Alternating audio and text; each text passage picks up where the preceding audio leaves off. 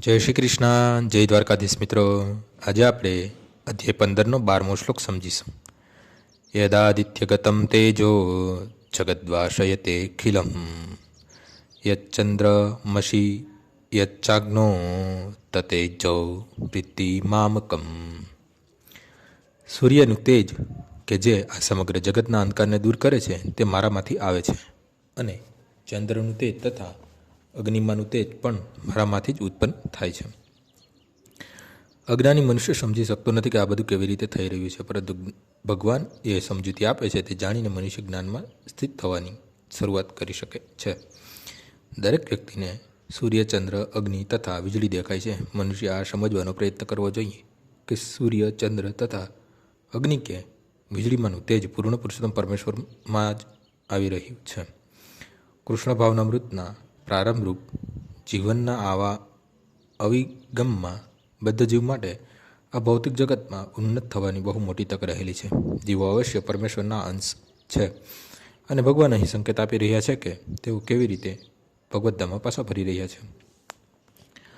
આ શ્લોકમાંથી આપણે જાણી શકીએ છીએ કે સૂર્ય સમસ્ત સૌરમંડળની પ્રકાશિત કરી રહ્યું છે. આ વિભિન્ન બ્રહ્માંડો તથા સૌરમંડળો હોય છે, તથા વિભિન્ન સૂર્યગ્રહો હોય છે, પરંતુ દરેક બ્રહ્માંડમાં માત્ર એક જ સૂર્ય હોય છે. ભગવદ્ ગીતામાં કહ્યું છે તેમ ચંદ્ર પણ એક નક્ષત્ર છે. નક્ષત્રાણામ અહીં શશી.